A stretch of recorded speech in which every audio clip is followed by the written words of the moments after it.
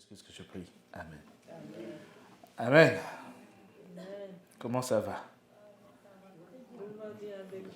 Amen. Aujourd'hui, nous allons parler de quelque chose. Ça fait des mois pratiquement que ça m'est venu à l'esprit d'en parler. Mais il fallait préparer ça. Ça va peut-être prendre 2 sessions pour pouvoir compléter le tout. Mais je pense que c'est un enseignement assez important. Très important. Plus je médite là-dessus, plus le Seigneur m'ouvre les yeux sur beaucoup de choses, je dois admettre. Nous allons parler du pardon. Hein? Peut-être de manière conventionnelle ou non conventionnelle, je ne sais pas, par rapport aux enseignements que nous avons eus dans le passé au sujet du pardon. Mais il y a un autre volet quand il s'agit de pardon. Nous allons essayer de comprendre pourquoi Dieu veut que nous pardonnions. Amen. Parce qu'il y a une implication très profonde quand il advient du pardon. C'est très, très profond. Il y a une raison pour laquelle Dieu veut que nous le fassions. C'est pour notre propre bien, en premier. Amen. Le pardon réconcilie. C'est un outil que Dieu a utilisé pour la réconciliation avec son peuple après la chute d'Adam et Ève. Mais avant d'aller à cela, nous allons d'abord établir certains... je crois qu'il y a un micro qui est resté allumé ici. Nous allons établir certains principes, certaines choses. Il y a des choses qu'il faudrait que nous comprenions, premièrement. Et ça concerne plus nous qui sommes dans l'Église. Amen. Pas seulement les gens qui sont à l'extérieur. Nous qui sommes dans l'Église, enseignés.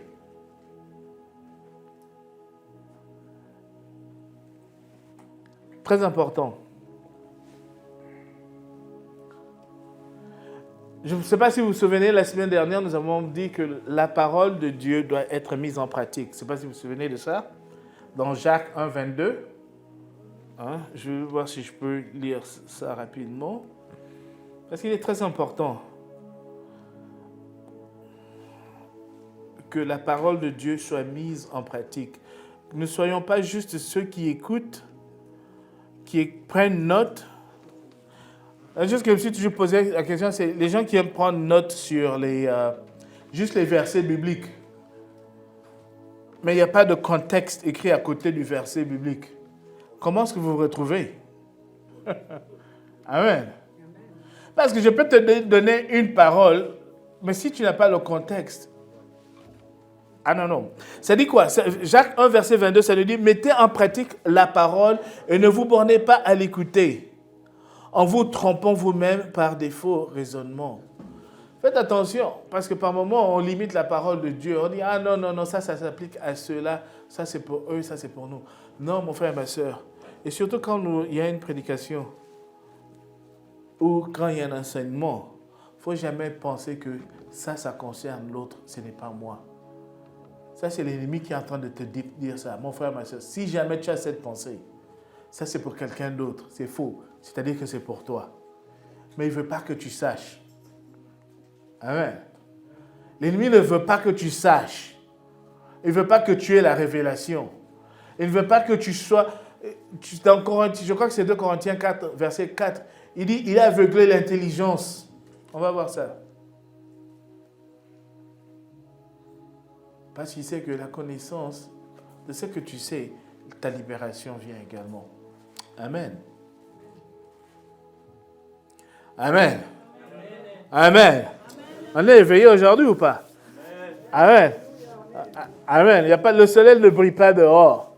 Mais la lumière de Dieu, la lumière de notre Dieu brille à l'intérieur de nous-mêmes. Amen. Allez, allons dans Matthieu 4, verset 4. Je dois prévenir que ce dont nous allons parler, ça va bouger un peu certaines choses. Hein? Nous avons certaines croyances, certaines manières de faire les choses, mais nous allons un peu aller en profondeur, aller voir qu'est-ce qui se passe. Parce qu'il y a certaines choses que nous faisons souvent qui ne sont pas conformes à la parole. Mais ça a l'air bien. Mais ça a l'air, comme les gens diraient dehors, kosher. Hein? Ça a l'air sain. C'est OK de le faire.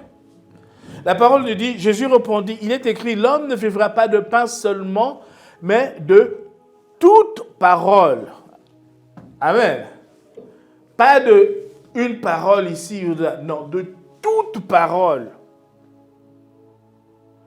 Donc, c'est-à-dire depuis l'Ancien Testament jusqu'au Nouveau Testament. Donc, de Genèse à Apocalypse.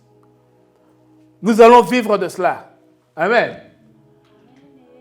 Beaucoup d'entre nous, il y en a d'entre nous qui n'aiment pas lire le livre d'Ézéchiel. Amen. Mais c'est vrai. Il y en a qui n'aiment pas, quand on lui donne une parole dans Ézéchiel, c'est que ça va être dur. Mais lisez Ézéchiel, vous allez comprendre pourquoi je dis ça. Amen. Mais Christ nous dit, l'homme ne vivra pas seulement de pain, mais de toute parole qui sort de la bouche de Dieu. La parole en entier. Pourquoi? Parce que si on y enlève quelque chose, est-ce que c'est toujours la parole de Dieu? Amen. Merci pour le nom qui est sorti. Hein? La participation. Je veux la participation, mon frère, ma soeur. On travaille ensemble. Amen. Plus vous êtes impliqués, plus les choses se font comprendre. Amen. Que ce ne soit pas seulement Michel qui... et puis après... Quand il est 5 heures, on part.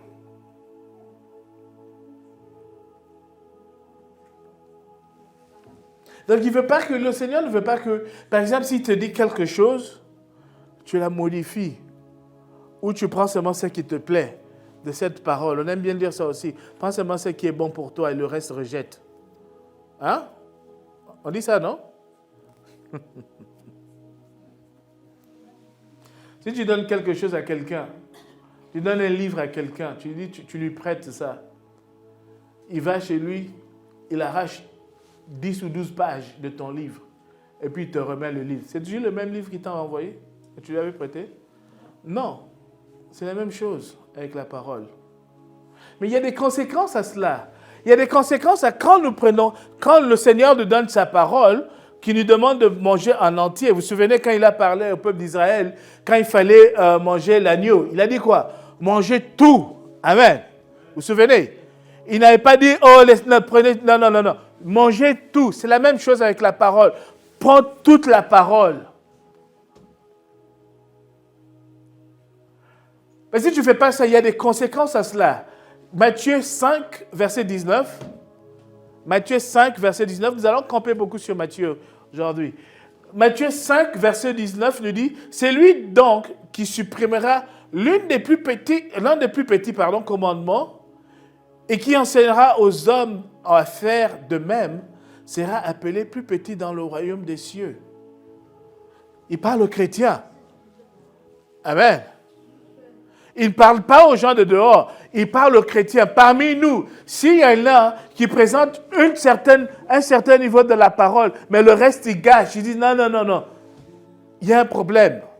Le Seigneur dit, je serai appelé le plus petit dans les cieux.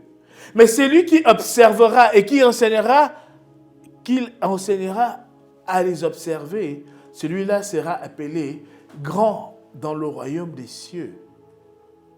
Amen. Donc, deux choses.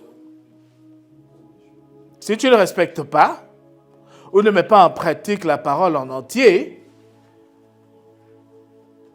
au ciel, on te voit comme étant petit.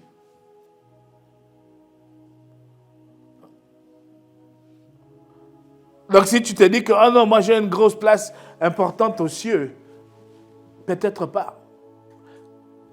Hein? C'est là où tu vas prier, tu vas demander, Seigneur, donne-moi ceci, donne-moi cela. Ta prière retarde.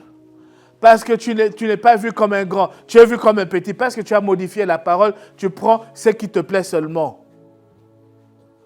Amen. Merci encore.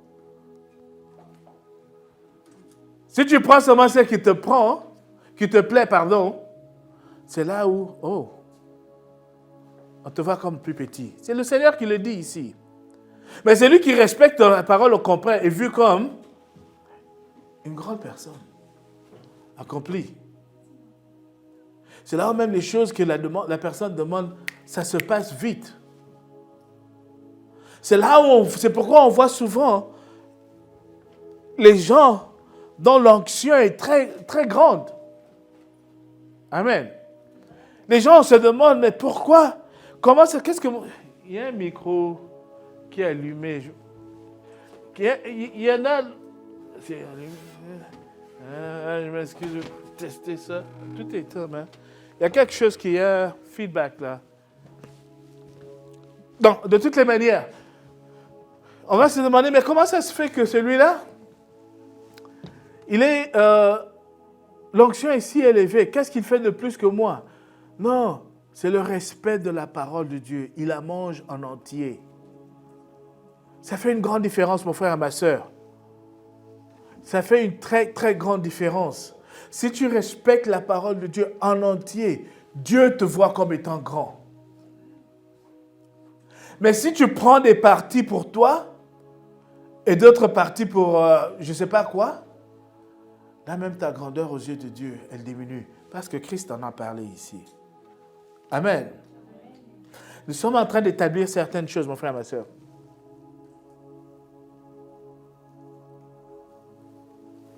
Quand tu ne fais pas tout ce que Dieu t'a demandé de faire dans sa parole, ce n'est plus sa parole à laquelle tu réponds. C'est autre chose. C'est une autre inspiration. Là, tu es inspiré par l'Esprit qui t'a dit, non, modifie la parole qu'il t'a donné de lire ou de suivre. Marc 7, versets 6 à 9, ça nous dit, regardez ça, ça dit, Jésus leur répondit, hypocrite, Ésaïe a bien prophétisé sur vous, ainsi qu'il est écrit, ce peuple m'honore des lèvres, mais son cœur est éloigné de moi. Ça, c'est parce que la parole n'est pas dans leur cœur en entier. Pourtant, c'était des pharisiens, tout ce monde-là. Ils connaissaient la parole. Hein? Ils avaient la Torah, ils connaissaient tout ce qui était là-dedans. Mais leur cœur n'était pas là-dedans, parce qu'ils choisissaient ce qui était pour eux. On a annoncé Christ dans leur Bible, dans leur Torah, là. Il est là-dedans, dans Isaïe. Mais ils l'ont ignoré complètement. Alors, il dit, verset 7, c'est en vain qu'ils m'honorent en donnant des préceptes qui sont des commandements d'hommes. Amen. Si la parole de Dieu est modifiée, ce n'est plus la parole de Dieu, c'est maintenant la parole d'une personne. Et non seulement c'est seulement la parole d'une personne, mais ça peut aussi être la parole d'un autre esprit. La parole d'une autre doctrine. Amen. C'est pourquoi il faut être vigilant, mon frère et ma sœur. Il faut être très vigilant avec ça. 8. Vous abandonnez les commandements, donc la parole. Vous abandonnez les commandements de Dieu et vous observez les traditions des hommes. Amen. Ici, Christ n'est pas en train de parler aux gens qui ne sont pas les gens de Dieu. Il parle aux pharisiens qui sont dans l'église. Et dans l'église, souvent, nous faisons certaines choses qui ne viennent pas de la parole de Dieu. Mais parce que ça semble bien, ça semble sain, si je peux dire. On se dit, oh, c'est le Seigneur. Amen. Il faut faire attention. Il faut faire attention. Il y a des musiques, par exemple des chansons chrétiennes qu'on écoute. Mais si vous faites attention aux paroles qui sont utilisées, vous allez vous arrêter, vous allez dire, mais qu'est-ce qu'il est en train de dire? Il y en a beaucoup. Il y en a beaucoup. Je ne vais pas aller dans les détails, mais je pense à une chanson en ce moment aussi. Quelqu'un qui avait attiré mon attention là-dessus. C'est... j'essaie de me rappeler. Anyway, ça ne me vient pas à l'esprit. C'est une chanson comme si c'était une chanson d'amour, mais ça n'a pas l'air d'avoir quelque chose avec le Seigneur. Mais on la chante très souvent dans l'église. Oh Seigneur, ne m'abandonne pas, ne me lâche pas.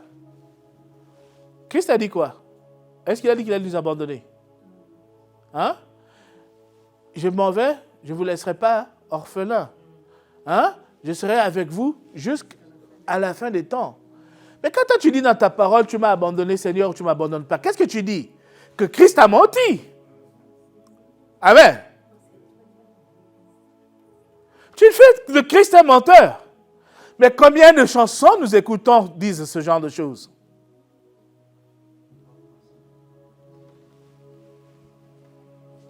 Combien de chansons nous racontent ce genre de choses?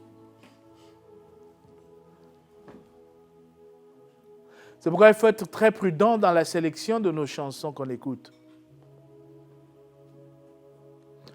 Ça a l'air sain, ça a l'air bien, ça a l'air d'honorer notre Dieu. Mais est-ce que ça le fait vraiment? Ça réunit un peu ce que notre Dieu a dit, mais on le chante très bien. C'est ça les traditions. C'est de ça dont Christ est en train de parler dans l'Église. Hein?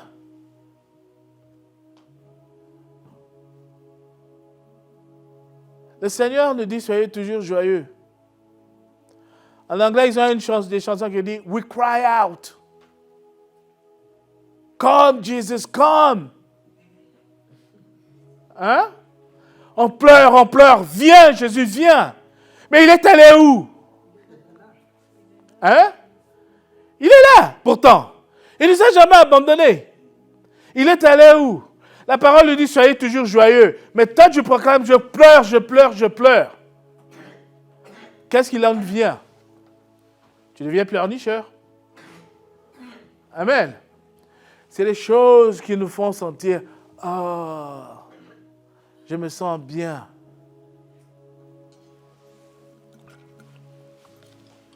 Mais pourtant, c'est des choses qui s'élèvent contre la parole. C'est ce que le Seigneur nous dit dans sa parole. Amen. Amen. Oh, gloire à Dieu. Donc il dit, verset 8, vous abandonnez le commandement de Dieu et vous observez les traditions des hommes. Verset 9, il leur dit encore, vous anéantissez fort bien les commandements de Dieu pour garder votre tradition. Les traditions, ce n'est pas seulement les coutumes que nous avons à l'extérieur, qu'on pratique dans les villages, comme on connaît. Ce n'est pas seulement ça. Ce sont aussi des choses que nous faisons dans l'Église. Des choses que nous faisons qui n'ont pas leur origine dans la Bible, dans la parole de Dieu. Ça peut venir de la manière dont on a interprété la parole, souvent.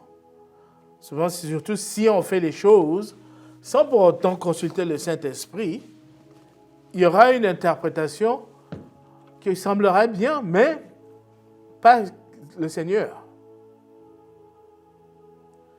On va tout souvent entendre, c'est comme ça qu'on nous a enseigné. C'est ça qu'on sait. C'est ce genre de choses qu'on entend souvent. Surtout quand tu essaies de questionner, où est-ce que dans la Bible ça dit de faire ceci ou cela? Oh non, c'est comme ça qu'on nous a enseigné. C'est des erreurs.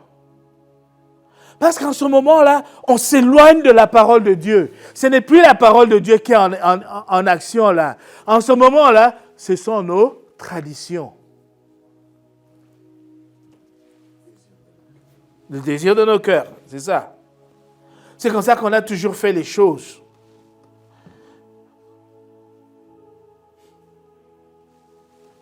Je me souviens, il y a quelques années de ça, où c'est pas moi là, je parlais de... Je ne sais pas si vous avez vu, le pasteur a envoyé une vidéo une fois sur notre WhatsApp, notre groupe là. Il y a un monsieur qui parlait du Saint-Esprit. Vous vous souvenez? Hein? Quand on disait que le Saint-Esprit descende. Amen. On parlait de ça bien avant. On disait toujours que le Saint-Esprit descende. Il va descendre où? Il est déjà là en toi. Il va aller encore plus loin où? Descendre de mon ventre, va dans mes pieds? Non. Amen. Vous savez, si par exemple tu me dis, Michel, viens dans la salle ici. Je suis dans la salle. Mais toi, tu vas te mettre à la porte, tu dis, Michel, viens, non? Mais je suis déjà dans la salle. Qu'est-ce que moi je vais penser? Tu ne crois pas que je suis là? Amen. Je vais te regarder faire. Je ne veux même pas agir. Maintenant, la chair, oh, toi, tu es à la porte, tu dis, ah, je sens sa présence. Ouais, il est là. Mais tu l'appelles toujours de l'extérieur. Il faut être conscient que Dieu est présent en nous, mon frère, ma soeur. Il faut être conscient de ça. Il ne faut pas avoir cette idée que pour trouver Dieu, il faut que je fasse ceci, cela, des choses comme ça. Là. Mon frère, ma soeur, Dieu est toujours là avec nous 24 heures sur 24. 7 jours sur 7. À aucun moment, il nous a quittés. Oh, Dieu m'a abandonné. Il ne t'a jamais abandonné. Il a toujours été avec toi et il sera toujours là avec toi. Même quand tu tombes dans le péché. Même quand tu commets des fautes. Il est là. Mais il ne se plaît pas de tes fautes. Amen. Il ne faut pas confondre les choses. Il ne t'aide pas aussi à commettre ses fautes. Il te regarde seulement. Pourquoi vous avez remarqué dans la Bible, la parole dit, le méchant se disait ceci, cela. Le Seigneur dit, le méchant dit ceci, cela. C'est-à-dire quoi? Qu'il entend le méchant. Amen. Même si qu'il est méchant, mais Dieu l'entend, il est toujours là, il regarde. Mais pourquoi est-ce que toi, enfant de Dieu, aujourd'hui même tu vas dire, Dieu m'a abandonné. Je me sens seul, Dieu n'est pas là. Oh, il faut ramener la présence de Dieu dans ma vie. Il faut tout faire. Il faut peut-être que je jeûne 3-4 semaines pour que je sente encore Dieu. Ça, c'est tes sentiments, ça, c'est ta chair. Ça, c'est ta chair. Il faut combattre ta chair. Hein? Non, tu vas dire, non, Seigneur, je te dis merci parce que tu es présent, tu ne m'as jamais abandonné. Amen. Tu es toujours là avec moi. Tu ne m'as jamais abandonné. On dit, je me souviens, le pasteur dit souvent, la prière du méchant, la seule prière que le Seigneur entende, c'est la prière de repentance du méchant. Oui, mais il faut qu'il soit là pour l'entendre, cette prière. Amen. Il ne va pas entendre, il ne va pas être au ciel et puis toi tu es sur la terre. Il dit, non, lui, il prie là-bas, je ne sais pas de quoi il prie. Non. Dieu est toujours là avec toi, mon frère, ma soeur. N'ignore jamais cela. L'ennemi veut que tu penses qu'il n'est pas là. Il est toujours là avec toi. Et quand je suis sûr et certain, il y en a sûrement d'entre nous qui ont fait ça. Quand tu arrives au niveau où, quand tu es juste conscient de sa présence à tout moment. Comme moi, je suis conscient de votre présence là en ce moment-ci. Amen. Je suis là conscient de cela. Je ne peux pas m'asseoir là. Et soudain, je prends une bière, j'ouvre, je commence à boire devant vous. Hein? Vous allez me regarder comment? Ça ne va pas aller. Vous allez faire quoi? Vous allez frapper. Ah, on va frapper. On me regarde sur Facebook. On regarde comment on tape l'évangéliste devant tout le monde. par les gens de l'Église. Amen.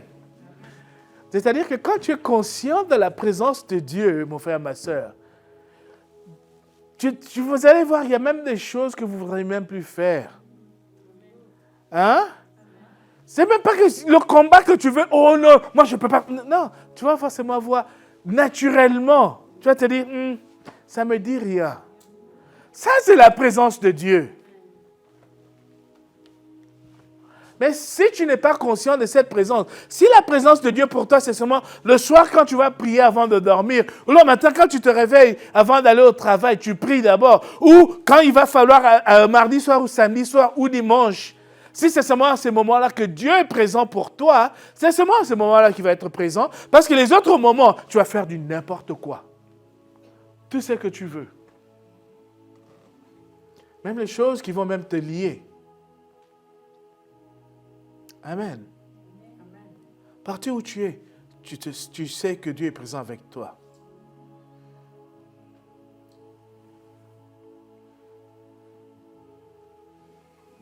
Tout ça, c'est pour arriver à dire qu'il y a beaucoup de choses que nous faisons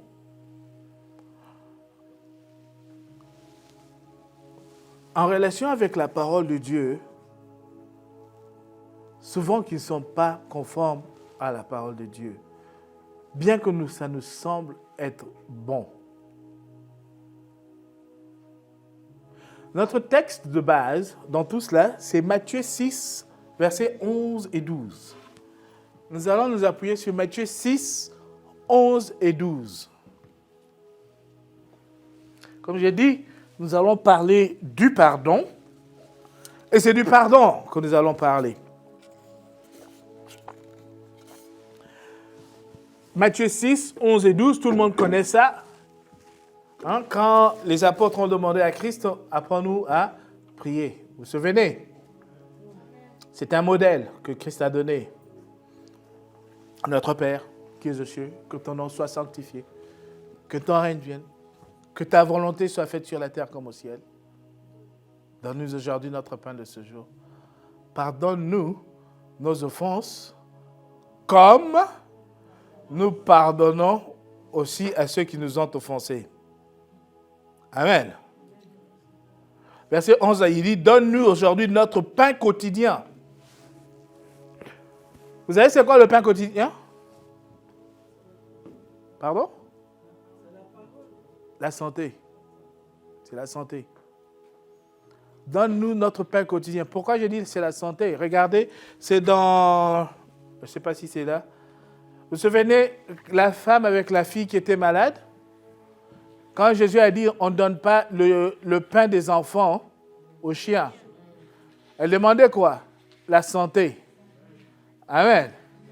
Donne-nous notre pain quotidien, donne-nous la santé. Proclame la santé chaque jour dans ta vie, mon frère, ma soeur. Parce que c'est chaque jour que Satan t'attaque pour que tu tombes malade. Amen. Mais Christ te dit, donne-nous notre pain quotidien. Demande au Seigneur ton pain quotidien. C'est-à-dire, chaque jour, merci pour la santé. Donne-moi la santé, Seigneur. C'est ton pain quotidien. Amen. Parce que chaque jour, tu manges quelque chose. Hein? Tu vas aller manger une salade qu'on n'a pas bien nettoyée. Ce pain-là, il va être autre chose. Amen.